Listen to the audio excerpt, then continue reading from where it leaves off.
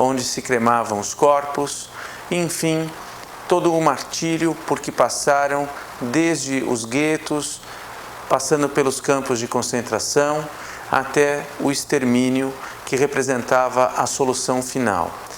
Eu tenho uma tia que foi morta em Auschwitz, uma prima que foi morta em Auschwitz. Eu, como advogado, como cidadão brasileiro, como diretor do Conselho Federal da OAB, me sinto vilipendiado como cidadão ao ver que o governo brasileiro, que é um governo democrático, eleito pelo povo, faz o convite para uma figura sinistra para visitar o nosso país, que acalenta valores democráticos, e mais triste ainda é ver que esse ditador nega a história, nega o Holocausto, a barbárie, o martírio que um povo sofreu, e não apenas um povo, porque vários povos foram martirizados. Realização TV Aberta São Paulo. Isto é cidadania.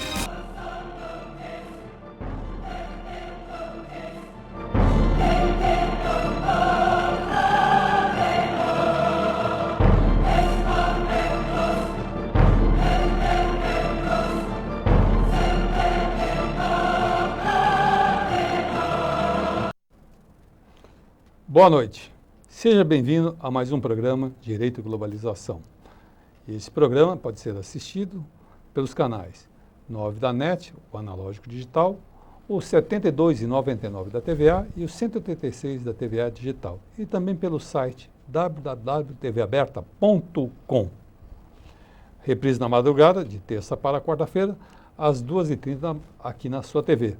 Ou também pelo site www.ultimainstancia.com.br. Se você quiser participar do nosso programa, envie um e-mail para direitoglobalização@tvaberta.com. Vou repetir. Se você tiver alguma sugestão, quiser participar, enviar sugestão de pauta, entre em contato conosco. direitoglobalização@tvaberta.com. Hoje nós temos uma visita muito ilustre. Aliás, não é a primeira vez. Já tem vindo aqui no nosso programa prestigiar, que é o Dr. João Ibache Júnior. Dr. João Ibache, ele é advogado, criminalista, professor de Direito e escritor. Atualmente é colunista da revista eletrônica Última Instância e publica um blog, Por Dentro da Lei, cujo endereço está na tela. E nós vamos conversar sobre um tema bastante atual, bastante polêmico. E se você quiser participar, ligue para 3877-0078. Nos acompanhe. Bom, boa noite, bem-vindo, Dr. João Ibache, uma alegria tê-lo aqui conosco nessa jornada aqui. Boa noite, eu agradeço a oportunidade, a honra de estar mais uma vez presente no seu programa, que é algo que muito nos agrada, porque traz sempre a oportunidade de nós debatermos temas que têm ligações com o desenvolvimento de uma consciência de cidadania, e isso é muito importante nos dias atuais. Agradeço a sua presença, que aceitou prontamente o nosso convite. E eu vou discutir o assunto da manhã. Da manhã não, da semana, desculpe. Da manhã não, da semana. Que foi o assunto daquela estudante da Uniban, cujo advogado foi o Dr. João Ibache. Então vamos entender direitinho o que aconteceu com aquela jovem da Uniban que foi portando um vestido, foi à faculdade e se viu surpreendida por uma reação coletiva, uma histeria coletiva, e acabou sendo expulsa da escola. Ou seja, os outros aprontam, ela vai expulsa. Mas antes da minha opinião, que parece que eu já estou adiantando o assunto, eu queria ver o Dr. João Ibache. O que aconteceu, Dr. João? O senhor que é advogado da moça, esteve por dentro, viu todos os bastidores. O que houve? Vamos dar uma satisfação e analisar esse caso perante a opinião pública de São Paulo. Sim, tenho a honra de integrar a equipe dos advogados que estão defendendo a Geise Arruda diante dessa situação. E acabamos, sim, tomando, por força dessa atividade, contato com o ocorrido de uma maneira mais próxima, né? Podendo, inclusive, buscar a superação das contradições que estão existindo e que a mídia vem divulgando, aí algumas vezes de forma adequada, outras vezes de forma um pouco fugindo ao propósito da informação precisa que a mídia deve haver. E no seu programa, que é extremamente sério e um espaço, como eu já falei, para reflexões, é uma boa oportunidade a gente tocar no caso, porque ele não se trata apenas de uma pessoa, né, de uma figura, Geise Arruda.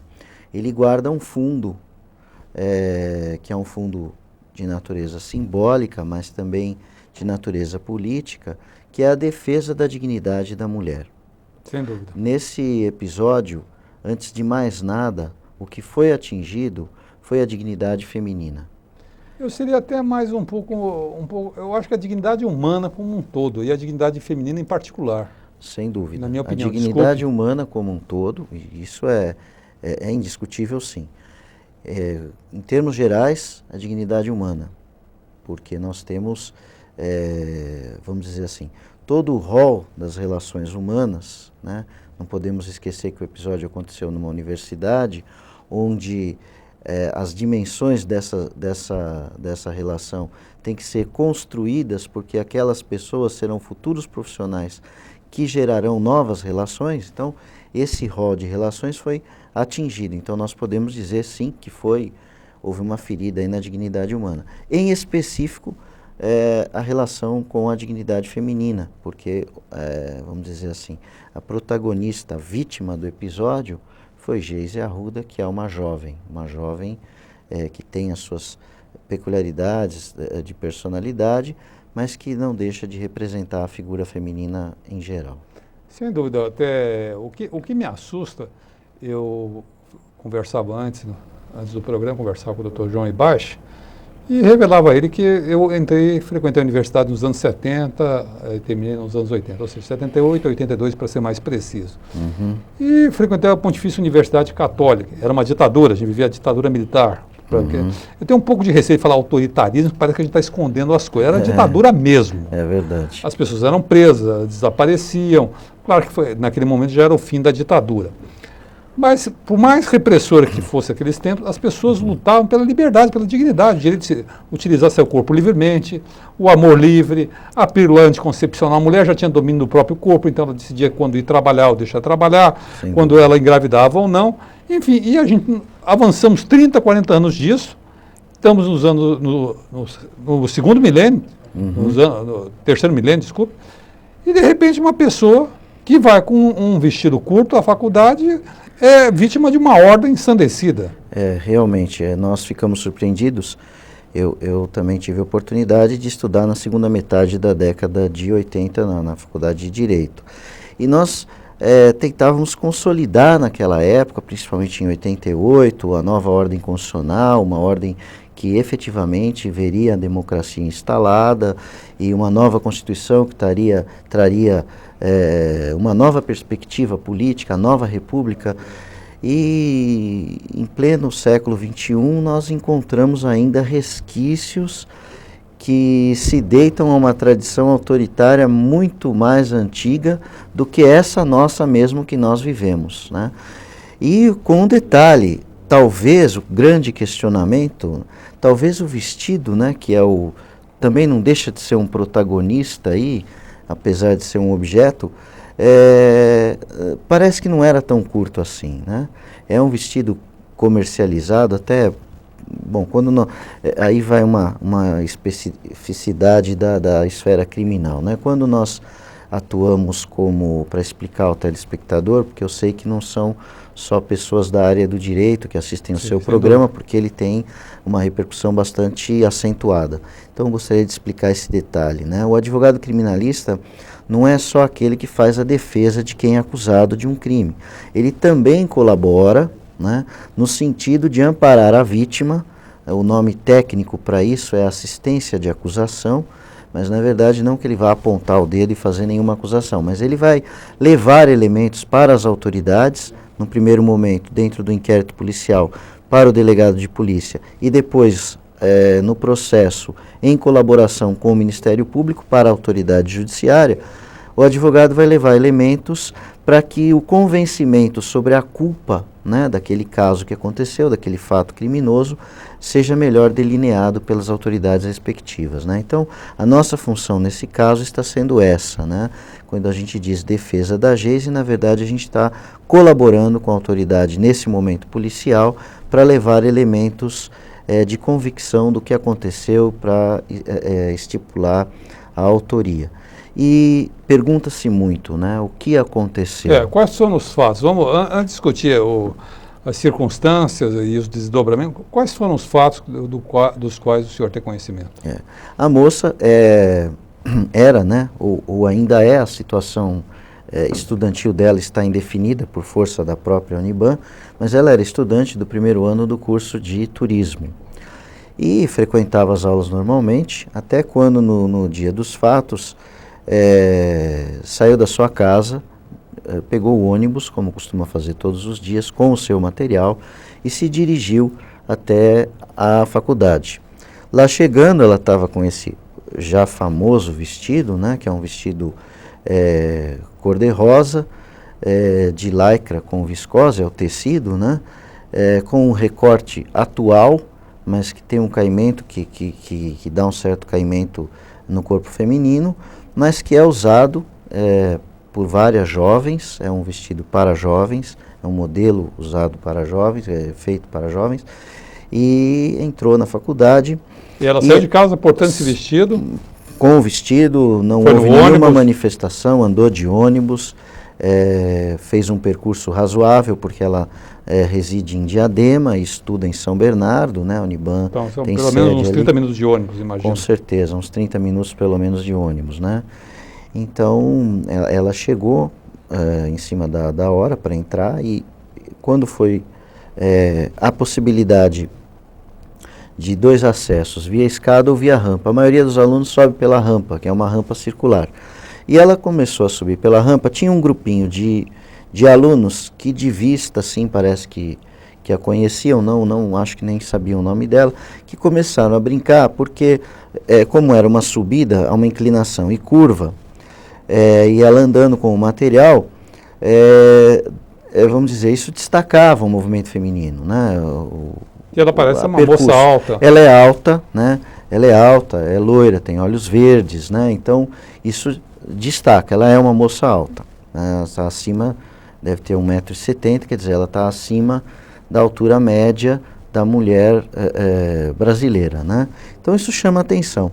Os meninos começaram a brincar, alguns brincaram que iam tirar foto, essas coisas todas, e isso começou a agitar um certo grupo. Quando essa agitação se espalhou para os outros andares, que ela percebeu isso, ela saiu da rampa e pegou acesso pela escada. Aí subiu até o andar, que se não me engano era o 3º, onde ela teria aula. Foi até a sala de aula, as próprias colegas que tinham ouvido essa breve algazarra que teve no início, falaram, você está provocando, usaram uma expressão de gíria, né, causando, quer dizer, provocando manifestações, né, mas nada com conotação, com uma conotação que tem, a maior parte das pessoas tem, sexual ou uma provocação de libido mesmo, né, libidinosa, vamos dizer assim. Nada disso, uma provocação, brincadeiras. E aí o professor, vamos começar a aula, todos entraram. Quando foi dar o término do primeiro tempo, ela saiu para ir ao toalete acompanhada de uma colega. O toalete próximo estava em reforma e tiveram que dar a volta para acessar outro toalete. Nesse percurso, uma moça que conhecia-se de vista do corredor se aproximou e falou, quero apresentar um amigo para você que gosta de você. Mas essa história agora, vamos ter que interromper, que a gente vai para o intervalo. E voltamos já. Fica aí no suspense.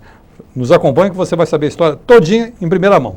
E ligue e participe pelo telefone 3877-0078. Até o segundo bloco.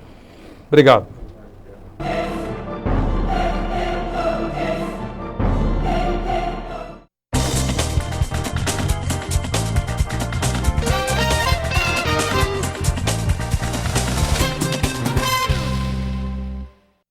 Este programa tem o apoio cultural da editora Saraiva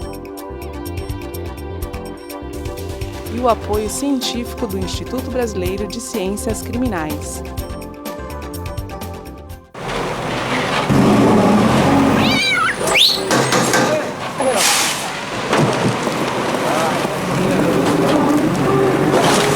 Sem reciclagem, é impossível evitar que o lixo se acumule.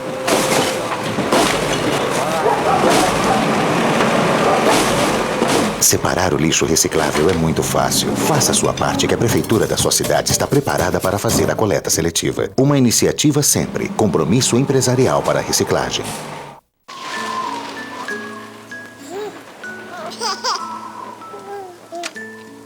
É a própria natureza que nos ensina que a amamentação é o melhor para os bebês. O leite materno é um alimento completo que protege o bebê e oferece tudo que ele precisa para crescer e se desenvolver com saúde. Dar peito ao seu filho é muito mais do que oferecer o melhor alimento que existe. É uma experiência inesquecível, né, Davi? Amamentação em todos os momentos. Mais saúde, carinho e proteção. Tire suas dúvidas sobre a influenza A H1N1. Eu tenho uma dúvida. Como se pega a nova gripe? Da mesma forma da gripe comum, pelo espirro, tosse ou contato indireto com secreções respiratórias de quem está infectado. O que eu faço para não pegar a nova gripe? Com medidas simples, você pode se prevenir. Ao tossir ou espirrar, cubra a boca e o nariz com lenço, lave sempre as mãos com água e sabão. Não compartilhe copos, toalhas e outros objetos pessoais. Ministério da Saúde, Brasil, um país de todos. Olá, informação é cidadania. Se você quiser estar informado, veja um programa que eu recomendo, Direito e Globalização.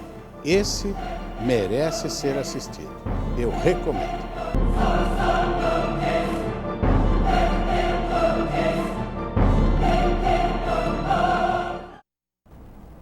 Estamos de volta no programa Direito e Globalização. Lembrando a você de casa, ligue e participe, nós estamos ao vivo, pelo telefone 3877-0078. No intervalo chegaram duas perguntas aqui que eu vou fazer para o Dr. João Ibarra, já li para ele.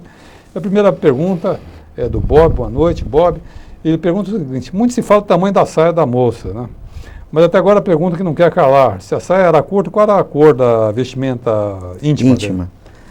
É uma pergunta que inclusive veio à tona, né, na oitiva de algumas testemunhas que já foram ouvidas no inquérito policial, principalmente porque no decurso da sindicância, para fundamentar a decisão de expulsão, disseram que ela teria ofendido o decoro, a moralidade da instituição, né?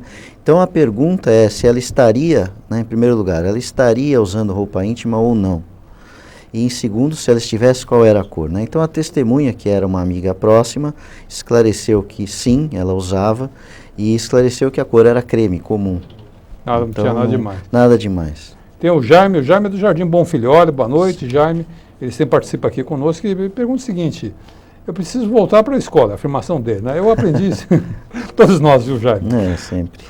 Eu aprendi sempre sobre que decisão do Supremo Tribunal Federal não se discute, cumpre-se. Nesses novos tempos brasileiros, decisões da Suprema Corte podem ou não ser acatadas pelo presidente? É uma pergunta bastante interessante, ligada à teoria do direito também, mas com reflexos no direito penal, porque nós temos decisões que são ligadas à esfera criminal, dadas no Supremo. Eu também sou da velha escola, embora a gente tenha sempre que se manter atualizado, estudar e tudo mais, mas eu creio que as decisões do Supremo devem ser cumpridas e não questionadas. Mas em alguns casos, e me parece que talvez no caso que tenha motivado essa questão, o próprio Supremo abriu a possibilidade do presidente dar a última palavra, né? Então talvez aí seja um novo modo de relacionamento entre os três poderes, né? Nós vivemos num momento de globalização, onde o próprio princípio de soberania tem sido questionado. Talvez a divisão dos poderes também esteja sendo questionada nessa nossa segunda modernidade. Aí, né? Sem dúvida, segunda modernidade. Eu gosto muito de utilizar esse termo, segunda modernidade. Foi por isso que eu usei o termo. Certo, obrigado. Mas continuando... Continuávamos... A gente está falando da segunda modernidade, vamos para a Era das Cavernas. Sim. E para a segunda etapa, né? Quer dizer, o fim da primeira e o início da segunda, né? Ela foi até o toalete e no meio do percurso foi ser apresentada por um jovem que queria conhecê-la, e alguns jovens que tinham ouvido a confusão lá embaixo, sem bem saber o que tinha acontecido, começaram a se manifestar. Aí ela voltou ao toalete e entrou. E só que dessa vez a manifestação foi mais intensa, né? E os jovens estava no fim do primeiro intervalo, os jovens começaram a sair. E aquele intervalo curto, não o da segunda aula, que é mais extenso. E aí ela ficou no toalete esperando acalmar um pouco, entraram um grupo de meninas que ela não conhecia e as moças falaram, olha, o pessoal começou, não se sabe bem porquê, a provocar essa manifestação. Agora está meio difícil para você sair, uma senhora ofereceu para ela, não se sabe bem se é um casaco ou uma calça, né? Aí ela se sentiu ofendida, falou, eu estou vestida normalmente? E por que posso, tudo bem, causou esse tumulto, mas por que eu tenho que prender a minha dignidade, né, e retrair a minha dignidade só por causa de uma manifestação que nem tem fundamento, né? Nesse meio tempo, chegaram as amigas dela, 5 amigas, colegas de sala, né, e falaram, não, nós vamos te ajudar a sair, porque inclusive o professor, vendo essa bagunça, veio conosco, está aí à porta e vai nos ajudar a sair. Bom, teve um comportamento digno, professor. O professor teve um comportamento digno, Parabéns, é uma figura que merece realmente receber os parabéns, não tem sido destacada, não foi bem destacada na sindicância e foi muito criticado pelos colegas porque teve a postura de intervir no episódio. Mas foi uma postura positiva, porque a partir desse momento ela conseguiu sair. Quando viram que estava se juntando, aí começou a juntar mais gente. E as moças formaram um círculo em torno da Geise, o professor foi à frente e saíram, né? Mas nessa saída o tumulto já havia crescido, os ânimos também já haviam se elevado e começaram a tentar tirar foto e acabaram empurrando as meninas, né? Empurraram a Geise, ficou meio que andar no meio de uma multidão assim, com os ânimos exacerbados, né? Aí o professor conduziu todos à sala, já havia tocado o sinal para dar início à segunda aula, ele tentou reiniciar, mas os alunos permaneceram à porta da sala de aula. E com um agravante, as paredes, né, as salas de aula, tem um sistema que eles chamam de sala aquário. Ela tem 2 vidros, ela tem um vidro no meio da parede. Então, quem está dentro vê fora e quem está fora vê dentro. E o pessoal vendo aquilo lá, vendo que o professor ficou até um pouco atordoado com tudo isso, começou a manter a confusão, quer dizer, manteve a confusão, né? Manteve a confusão que já havia se instalado. E começaram a gritar, deixa a gente entrar, deixa a gente entrar. Nesse momento vieram 3 seguranças e o coordenador, em virtude daquele tumulto. Os seguranças conseguiram espalhar alguns alunos, né? Se iniciou a segunda aula, o coordenador entrou na sala de aula onde estava a Geise, o professor e as outras colegas, e já de imediato, sem saber o que tinha acontecido, questionou a moça, sem até falar com o professor direito, questionou a moça, moça, isso é o jeito de você vir na faculdade? E aí ela se ofendeu mais ainda e de forma acentuada, e falou, não, eu estou vestida normalmente. E, não, como é que você vai embora? Falou, não, vou embora porque um colega vem me buscar, nós vamos a uma festa, eu vou embora, ou com ele eu vou ter que ir embora de ônibus, né? Ele falou, então você vai fazer o seguinte, tirou o jaleco de professor, né, aquele avental branco, e deu para ela, você vai vestir isso e você vai se sentar mais ao canto, porque nós não queremos que os alunos te vejam. Falou isso, encerrou o discurso e foi embora. Não se preocupou com o acontecido. Ou seja, o coordenador organizou, foi apagar incêndio com gasolina. Exatamente, jogou gasolina na fogueira. E papelão, hein? Não soube ter a postura. Tendo o apoio do professor, que se manifestou dignamente, não soube manter a postura de coordenador. Foi embora, né? E os seguranças haviam espalhado os alunos, aí ficou um ou outro, passava, olhava. Nisso o professor continuou a aula, mas se aproximou o segundo intervalo. Quando da aproximação do segundo intervalo, os alunos começaram a sair. E aqueles que ainda não haviam se manifestado, tendo visto a confusão com os seguranças e com o coordenador, aí também saíram. E aí se juntaram, não, a sala é aquela, todos apontaram a sala, aí foi juntando, aumentando. Aí o professor não podia mais sair, ninguém mais podia sair. O próprio professor, começou o tumulto, o próprio professor teve que segurar a porta para impedir os alunos de entrarem, porque eles estavam forçando a porta. O próprio professor segurou. Aí ele falou, bom, vamos fazer o seguinte, vamos colocar folhas de caderno para impedir... Olha, esse professor está de parabéns que Esse homem é um homem equilibrado que fez de tudo para evitar uma situação que poderia se poderia ter sido muito pior. Muito pior, sem dúvida. Porque aí os ânimos começaram a se acentuar de forma muito mais grave e incontrolável. A coordenação se omitiu. Uniu a menina, sentia ao lado. E aí as próprias colegas começaram a colar o papel. Quando teve um lado positivo, mas o lado negativo é que os alunos aí acentuaram, vamos dizer, o confronto, né? Porque começaram a chutar a parede, chutar a porta, né? E alguns tentaram subir a um espaço superior para ventilação, tentaram subir com o celular para tirar foto. E aí se perdeu completamente o controle, né? Quando a gente ouve a narrativa das testemunhas que estavam presentes, a gente percebe a emoção, né? Principalmente daquelas que estavam dentro da sala, percebe-se a emoção, o receio que as próprias colegas tinham, não só mais a Geise, que começou a chorar, perdeu o controle, mas as colegas, que algumas até choraram, começaram a perceber que a sala seria invadida e podia acontecer qualquer coisa lá dentro. Alguns falaram em uma agressão sexual mais acentuada. Particularmente não acredito numa agressão sexual mais acentuada. Mas algum tipo de agressão poderia ocorrer, claro, até físico. Sem dúvida. Que às vezes seria mais grave que até a própria agressão sexual. Fora a sequela emocional que a pessoa atravessa vivendo um episódio desse encurralado, uma jovem encurralada, ou várias jovens encurraladas. Várias. Essa foi a gravidade maior, no meu modo de entender, porque a Geise eram distribuídos os xingamentos, os nomes, etc. Mas todas estavam dentro da sala presas, o professor que mantinha todo mundo do lado de fora.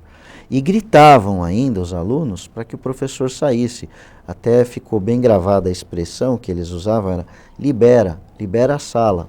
Eu libero a sala para a gente entrar. Olha que homem responsável esse professor foi. Muito. E não foi divulgado. Poucas entrevistas, poucos veículos de mídia destacaram a importância que esse professor teve no episódio, como professor, como homem, como cidadão consciente do seu papel. Poucos. E todos perdidos. Aí cresceu tanto o tumulto, o próprio prédio perdeu o controle, os outros professores já não sabiam também o que fazer, chamaram a segurança. A segurança foi de novo. Detalhe, num prédio daquele tamanho, para 700, 800 alunos que estavam ali, 7 seguranças. Um segurança para cada 100? 100 alunos. 100 alunos. Se a conta for de 700 alunos. Foram só 3 para tentar resolver o problema. Passaram com muita dificuldade, entraram na sala mantendo a porta fechada, né? 2, um ficou na porta, não tinha mais condição de dispersar os alunos. Os 2 foram tentar uma estratégia. A estratégia deles foi a seguinte: dar a maior bronca na Geise. Falaram, olha o que você fez. Ainda usaram. A velha estratégia, a vítima vira réu. A vítima vira o réu. Dos seguranças, que são pessoas treinadas. São pessoas, supostamente, alegadamente, são pessoas treinadas para lidar com conflito, com multidão. Deram bronca na moça. Deram bronca na moça. E a horda aí ficou mais ensandecida. O que é pior, uma das outras moças questionou se podia sair ou não, o segurança foi agressivo com ela. E aí, isso porque é uma universidade, né? Uma universidade. E aí se instalou uma discussão entre o segurança e a jovem, outra jovem, que não tinha, que não é citado o nome dela, né?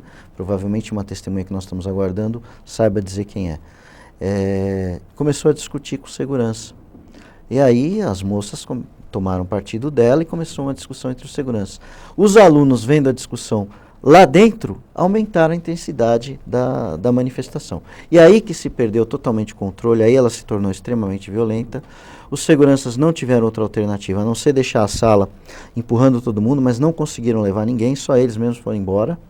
Né? Os seguranças abandonaram a sala? Abandonaram a sala. Bom, esse caso aqui a gente está contando aos poucos. Nós vamos para o intervalo e voltamos já no terceiro bloco do programa Direito e Globalização. Acompanhe a gente. Obrigado e até lá.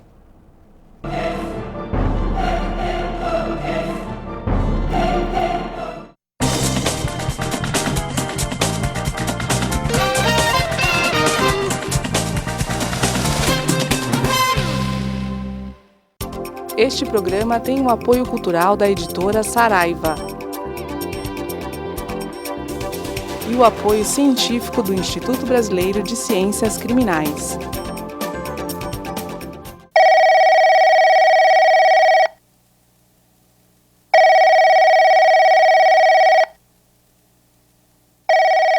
O CVV oferece atendimento telefônico gratuito a todos que precisam de apoio. Não se afaste dessa responsabilidade. Junte-se a nós e venha completar essa chamada. Isso é mais importante do que você pensa. CVV, boa noite. São Paulo é o estado mais rico do Brasil. E apesar disso, mais de 15 mil pessoas adoecem de tuberculose por ano. Fique atento aos sintomas, como a tosse por mais de 3 semanas. Procure uma unidade de saúde e faça o exame, que é gratuito. O tratamento dura 6 meses e deve ser feito até o final. A tuberculose tem cura, o preconceito também. Uma campanha do Fundo Global. Tire suas dúvidas sobre a influenza A H1N1. Quando eu devo procurar atendimento médico? Se você tiver febre acompanhada de tosse ou dor de garganta, procure seu médico ou unidade de saúde mais próxima. Persistindo os sintomas, acompanhados de dificuldade respiratória, retorne imediatamente a uma unidade de saúde. Eu posso tomar algum medicamento? Ninguém deve tomar medicamentos sem indicação médica. A automedicação pode ser prejudicial à saúde. Ministério da Saúde, Brasil, um país de todos. Olá, informação é cidadania. Se você quiser estar informado, veja um programa que eu recomendo, Direito e Globalização. Esse merece ser assistido. Eu recomendo.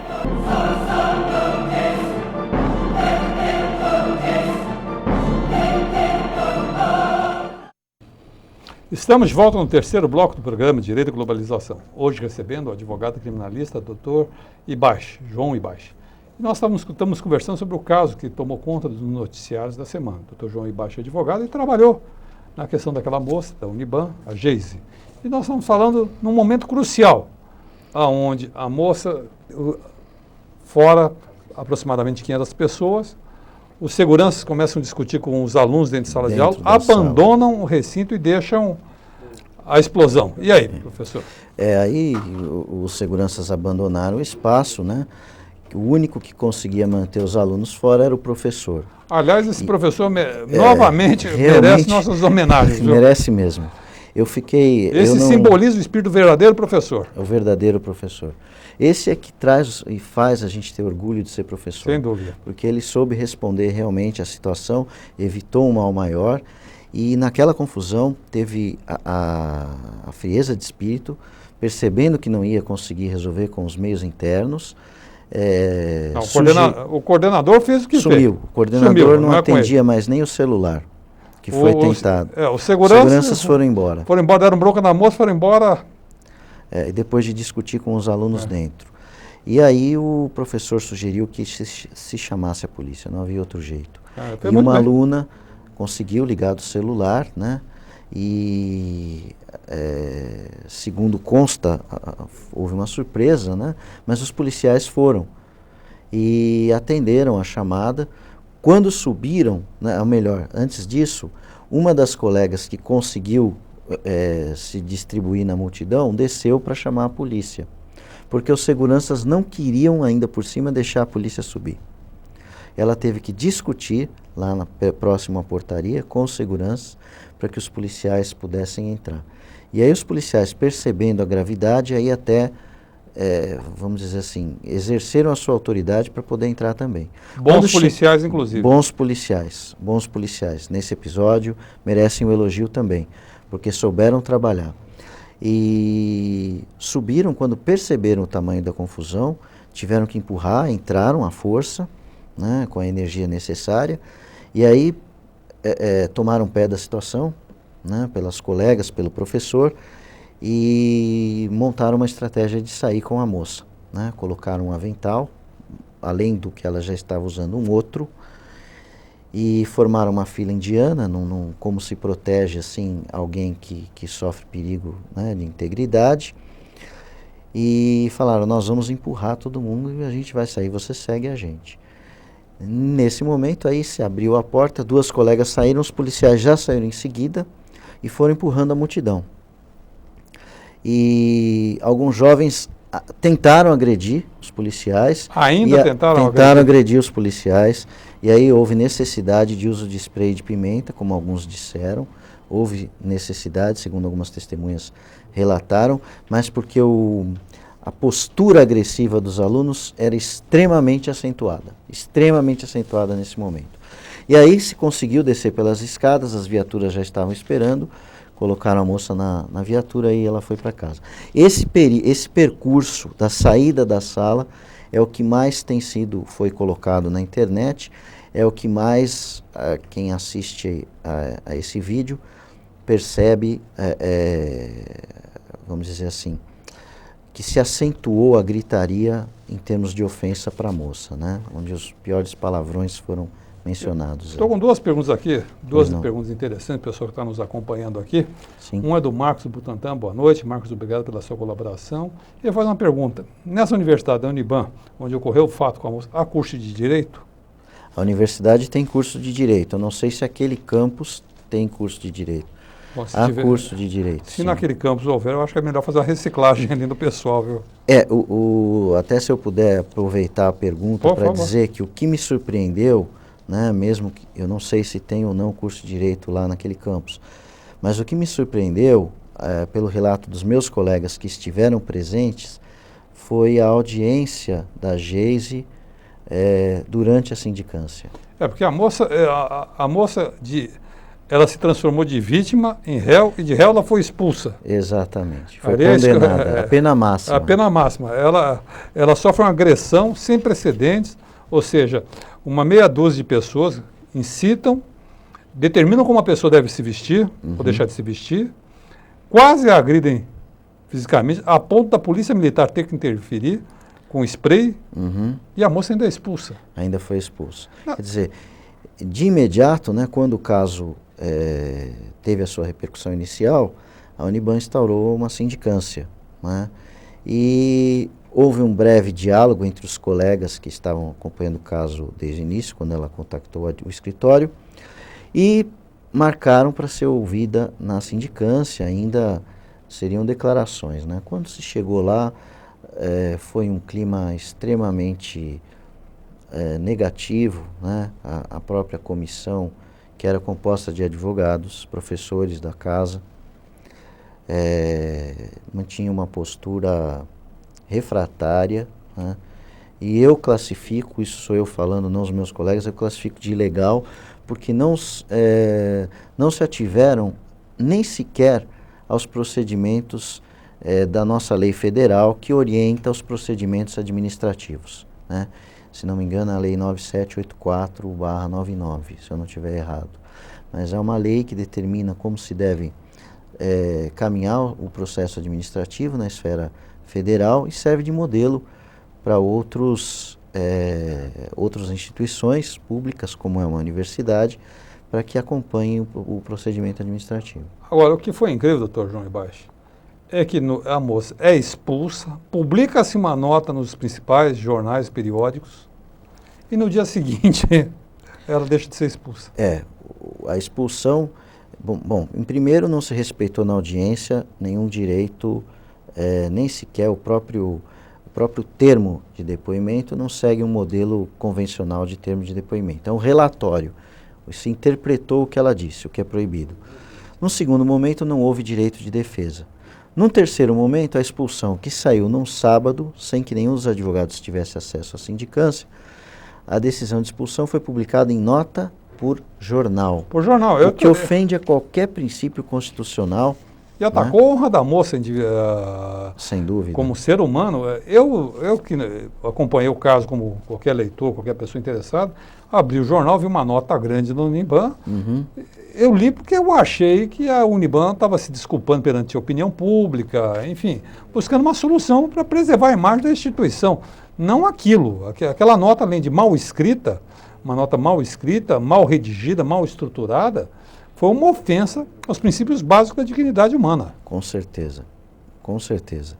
Ofendeu sim a dignidade humana, até porque escolheu 6 alunos, que ninguém sabe quem são, e os suspenderam também. né? Suspenderam 6 alunos e expulsaram a Geise. De vítima, ela se tornou a maior culpada de todas. Ela foi a vilã da história. Ela foi a vilã da história.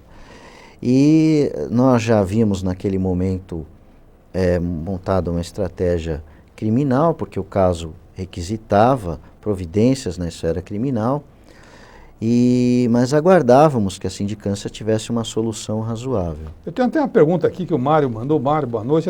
Ele é o Mário da Vila São Francisco, e ele pergunta exatamente nesse ponto. Estava aguardando chegar aqui para fazer a pergunta dele. Ótimo.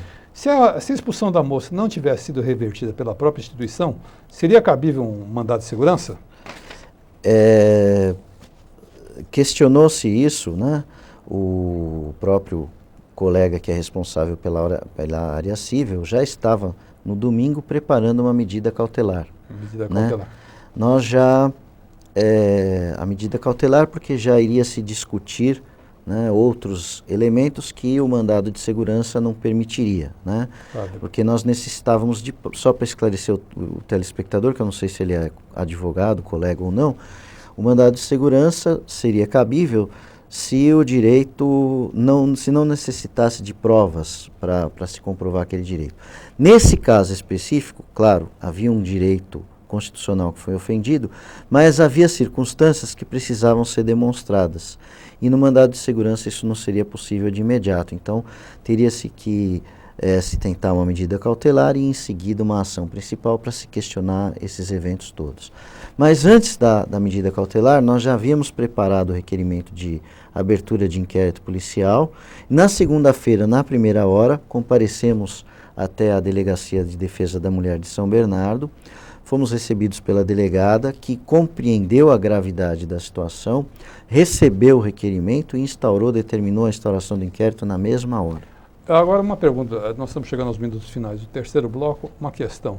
Quais foram, em tese, os crimes cometidos contra a moça? Nós, na petição, no requerimento de instauração, nós apresentamos 7 crimes. Né? 7 crimes? 7 crimes. Quais seriam eles? São difamação e injúria. Difamação e injúria contra a Geise, né? Contra a Geise, isso. E depois também nós teríamos constrangimento ilegal. Constrangimento ilegal. Cárcere privado. Cárcere privado. Ameaça. Ameaça. Incitação ao crime e ato libidinoso. Né? Seria um elenco aí de 7 crimes, devido aos chamados bens jurídicos que foram atingidos, né? Que é a honra da moça, a liberdade não só dela, mas de todas as outras jovens colegas, e aí também a paz pública, né? Incitação ao crime e especificamente também crime contra a dignidade sexual, que seria o ato obsceno. Agora, em tese ainda, estamos falando em tese, sim. Qual seria, somando, totalizando esses 7 crimes? A pena máxima? A pena máxima seria? Seria de 8 anos. 8 anos. Isso, 8 anos. 8 anos que aqueles jovens, ou supostos jovens, que teriam praticado disso. Vamos dizer, aquele que praticou todos os crimes. Aquele que ficou na porta do começo ao fim, levou os amigos. Praticou todos os crimes. Esse, se fosse condenado à pena máxima, seria 8 anos. 8 anos. Isso. O que, para quem não é da área do direito, pode parecer pouco, mas na verdade não é. Não é pouco, é bastante muita tempo. Coisa. Além do que, uma cautela que nós estamos tendo muito no inquérito policial, que a delegada compreendeu e também está seguindo a mesma postura, é que nós estamos, apesar da violência da situação, nós estamos trabalhando com estudantes, né? Claro. Então, não são criminosos habituais. Eu vou falar, eu tenho que encerrar esse bloco, vou só dar minha opinião final nesse bloco. Eu acho que são jovens. Eu acho que, em última instância, ou em primeira instância, do jeito que quiser ser dito isso, eu acho que o responsável foi a universidade. Eu sinto muito que o papel da universidade é educar. E quando esses jovens que tiveram essa postura, essa histeria coletiva, se tivesse tido força, o coordenador no momento, a segurança e a própria universidade tivesse tido a dignidade de reconhecer o erro que cometeu, tivesse apaziguado os ânimos, o resultado, eu tenho certeza, teria sido bem outro, preservado a moça, preservado a instituição e os demais estudantes. Com certeza, eu concordo plenamente. Na nossa petição, a gente destaca a responsabilidade dos funcionários, dos responsáveis, representantes da universidade. Foram omissos em determinado momento e agentes provocadores em outro momento. Mas nós voltamos no quarto e último bloco. Não perca, que o assunto está interessantíssimo hoje. Até lá e obrigado por enquanto.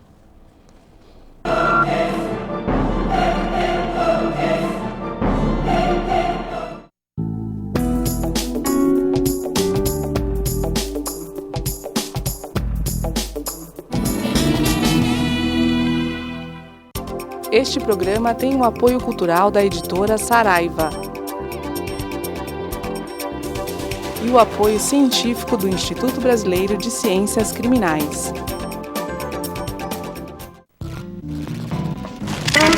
O dinheiro gasto para coletar o excesso de lixo poderia ser usado para construir hospitais. O desperdício de água e luz gera gastos que poderiam ser revertidos para as escolas.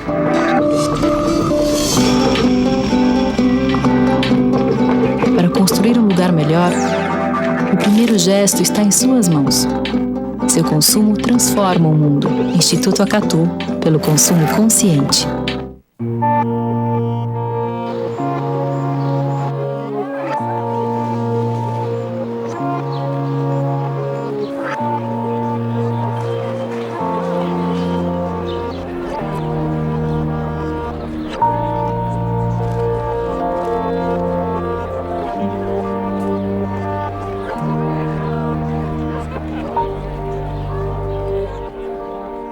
Tire suas dúvidas sobre a influenza A H1N1. A nova gripe é muito perigosa? Até agora, os casos registrados no Brasil apresentam complicações iguais às da gripe comum. A grande maioria já está curada e retomou suas atividades normais. A nova gripe tem tratamento? Tem sim. Toda a rede do Sistema Único de Saúde está preparada para atender os casos. Ninguém deve tomar remédio sem indicação médica. Em caso de suspeita, procure seu médico ou uma unidade de saúde. Ministério da Saúde. Brasil, um país de todos. Olá, informação é cidadania.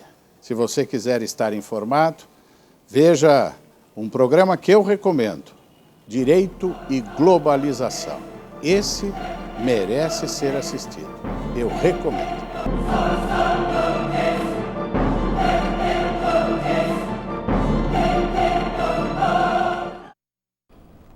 Estamos de volta no quarto e último bloco do programa Direito e Globalização. Hoje recebendo o Dr. João Ibacha. O Dr. João Ibacha é advogado, professor, colunista do Última Instância e também possui um blog.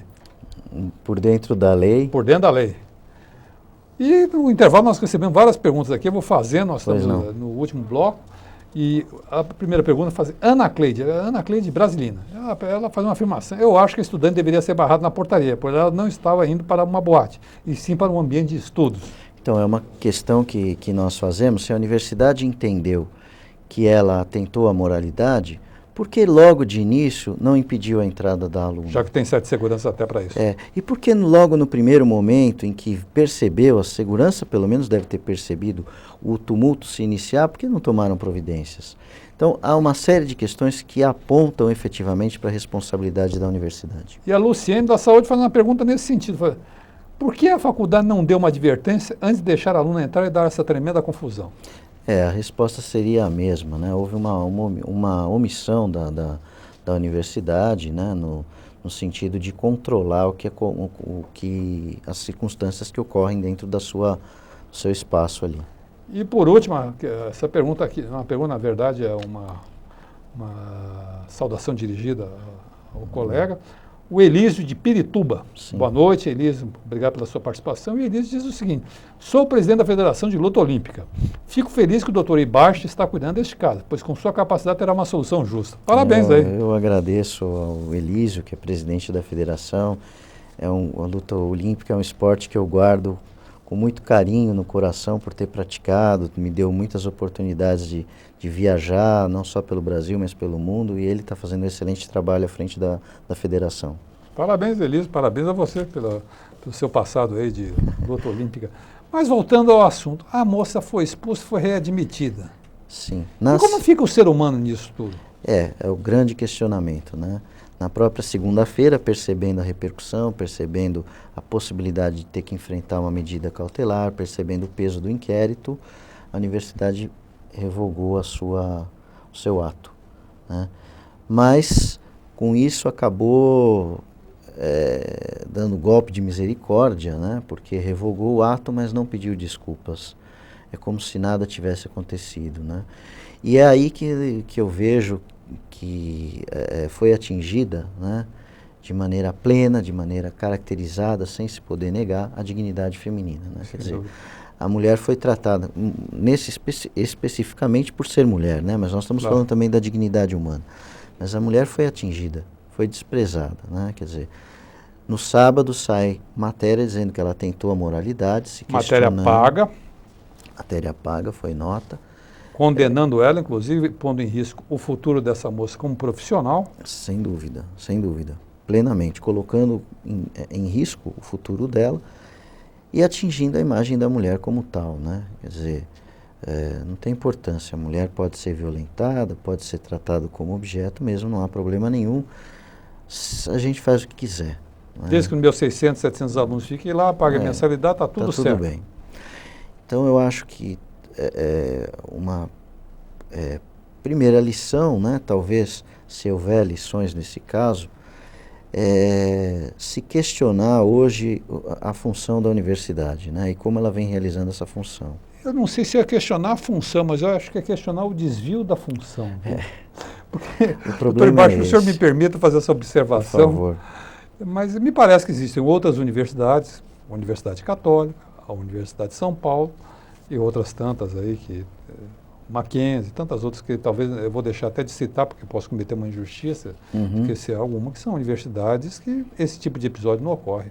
É verdade, é mais difícil, né? A gente vê manifestação ou algumas manifestações de estudantes, mas no sentido da luta por direitos, né? Não uma manifestação que é a expressão de um preconceito escondido, não revelado, né? E que vem à tona num episódio que acaba tendo essas repercussões tão negativas e mundiais, né? Mundialmente negativas. Foi mundialmente negativo. Eu penso que a Uniban tem seriedade em seus propósitos. Não conheço, nunca dei aula lá, tenho amigos lá dentro, mas eu dou até excreto à Uniban. Mas nesse momento ela saiu com a imagem arranhada. Realmente, nós temos colegas comuns que deram aula lá, que alguns até são professores ainda, quer dizer, pessoas que teriam muita competência para orientar os diretores, os responsáveis de uma outra maneira e que não devem ter sido ouvidos.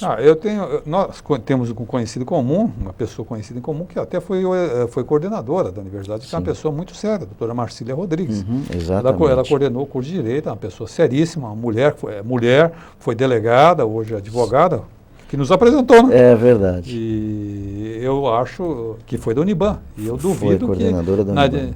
Na administração dela um episódio desse passasse. Com certeza não. Eu não creio que isso ocorresse, não. Com certeza não. O que nós sentimos também foi uma falta de espaço para o diálogo. Não houve diálogo entre nós, pelo menos. E pelo resultado da sindicância, não deve ter havido diálogo interno também. O que releva a notar nessa história toda que nesse período, já que a gente falou um pouco de globalização, falou um pouco de segunda modernidade, um termo que eu gosto muito, não é meu, mas eu gosto muito desse termo, é espantoso uma universidade, que é um espaço de pensamento, é um espaço de reflexão, é a aposta da sociedade com o futuro, ou seja, você pega jovens que vão se tornar médicos, dentistas, advogados, engenheiros, administradores na área de turismo, enfim, as mais variadas profissões, e você, ao invés de educar esses jovens, do seu ponto de vista libertário, de abraçar as ideias mais libertárias, você transforma isso numa massa enfurecida. Isso me lembrou, honestamente, com todo respeito, eu não estou dirigindo isso diretamente à Uniban, longe disso, não é essa a intenção, mas me parece cenas que a gente vê em filmes, ou relatos que nós vemos em filmes, onde aquelas massas nazistas invadiam as universidades, queimavam livros, jogavam professores, perseguiam professores judeus, perseguiam as ideias, queimavam livros. Isso é um absurdo, isso é um obscurantismo. É verdade, sem dúvida. Infelizmente, num momento em que essas próprias ideologias, né, embora apareçam pontos delas aqui e ali no mundo, né, são ideologias que hoje não conseguem conquistar a massa. Não, né? De forma alguma. E uma outra agravante é que não havia ideologia nesse movimento. Era violência pura. Violência pura, sem fundamento. Ou se tiver fundamento, foi baseada num preconceito. O que justamente é o ponto negativo que toda universidade tenta lutar para apagar isso da história da humanidade. Sem dúvida. O preconceito é o inimigo número 1 da universidade. É o inimigo número 1 do saber. Do saber. Porque a universidade é a casa do saber. Deveria ser. Em tese. Deveria ser. Deveria ser. Doutor João Ibache, nós chegamos ao final, o papo está muito gostoso. Eu agradeço, muito agradável. Muito agradável, gostaria de continuar conversando sobre isso e fazendo outras reflexões, porque isso remete a diversas outras reflexões. Sem dúvida. E eu gostaria de ouvir suas palavras de encerramento. Sim, eu gostaria apenas de dizer também que como uma outra, vamos dizer assim, lição entre aspas, né? Não que nós tenhamos a capacidade de dizer quais são as lições, mas assim, uma das coisas que nos preocupa e que talvez crie um espaço para reflexão, acho que a melhor expressão é essa, um espaço para reflexão, né? É o fato de ter sido atingida a dignidade feminina, e isso nos faz ver que muitos aspectos, por exemplo, a Convenção Interamericana para prevenir, punir e erradicar a violência contra a mulher, que foi o sustentáculo, né, deu base para a criação da chamada Lei Maria da Penha, ainda não criou uma consciência completa para se efetivamente lutar contra a violência, se lutar contra essa violência, contra esse tipo de violência. O que mais nos entristece nesse episódio, na minha opinião, é de ter ocorrido no âmbito da Casa do Saber. Né? Exato. Isso é um aspecto que agrava a situação. Se isso tivesse ocorrido numa Praça da Sé, ou seja, num local, digamos, neutro. Neutro. Que até não ocorre, porque eu passo lá quase que diariamente, o senhor também. E a gente vê as moças dos trajes mais sumários possíveis e ninguém se importa com isso. É verdade. Ainda vamos dizer, não é que seria compreensível, seria desculpável. Sem dúvida. Agora, isso que ocorreu, inaceitável. Inaceitável, inaceitável. Inaceitável. A gente vê fotos de modelos na rua, seminuas ou nuas, e isso não provoca escândalo. É até difícil para a gente que trabalha com direito penal e tudo, tentar buscar causas da criminalidade num episódio desse. Sem dúvida. É difícil. Esse caso, eu acho que ele está mais para um caso de uma histeria coletiva, estudar uma manifestação do ponto de vista antropológico, psicológico, do que... Mas eu acho que talvez, no fundo de tudo, estaria um problema que os estudiosos, como você, das questões relativas à globalização, é a perda da consciência do ser humano, a perda da alteridade, né? A perda da compreensão pelo outro. Né? A modernidade teve muitos pontos positivos, mas fez com que o ser humano se voltasse muito para si mesmo. E coisificou o mundo. Coisificou o mundo. E as pessoas também foram coisificadas. E naquele momento essa moça foi coisificada, virou um mero objeto de ódio. Exato. Despertou um ódio porque, por alguma razão... Por inúmeras causas. Né? Por alguma razão despertou algum sentimento que beira a inveja, a histeria, enfim. Exato. É difícil explicar isso merece uma análise. Mas já está convidado desde já para voltar ao programa e nos explicar tudo isso, que eu vou cobrar e vou ver o resultado. O que será uma grande honra, porque é sempre um prazer estar aqui no seu programa. Dr. João Ibache, muito obrigado novamente pela sua participação e obrigado a você que nos acompanhou nessa jornada de Direito e Globalização. E até a próxima semana, neste horário, neste canal. Obrigado, até lá.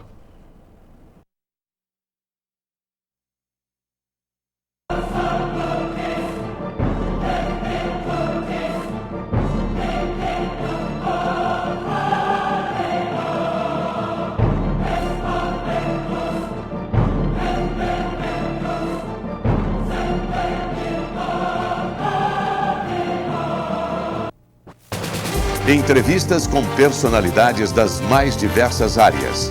Um programa diferenciado, inserido no novo modelo da vida comunitária, onde o exercício da cidadania está cada vez mais presente. Diálogo Nacional. Um programa com gente que conhece e faz acontecer. Toda quarta, às 11 da noite, aqui na TV Aberta São Paulo.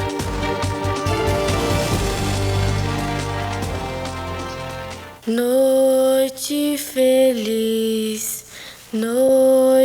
feliz, ó Senhor, Deus de amor, pobrezinho nasceu. Ele se fez pobre para nos enriquecer. Participe da campanha para a evangelização. Coleta Nacional, dias 12 e 13 de dezembro. Realização CNBB. A análise da globalização e seus reflexos sobre o direito. A abordagem de temas atuais, com a participação de especialistas na área.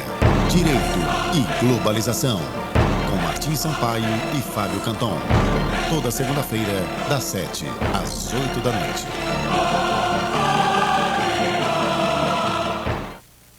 mundo já convidou alguém pra alguma coisa. Pode ser uma coisa simples, do tipo... Vamos no banheiro comigo?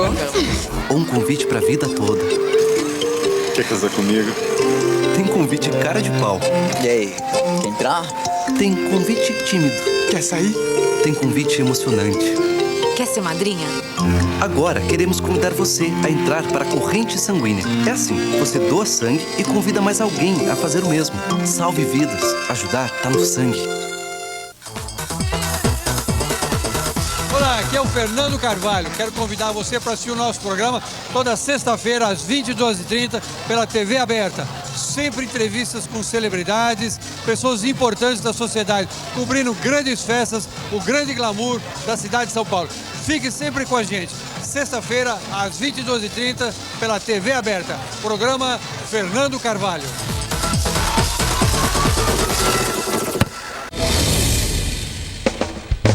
O programa a seguir é uma produção independente. A TV aberta não se responsabiliza pelo conteúdo exibido.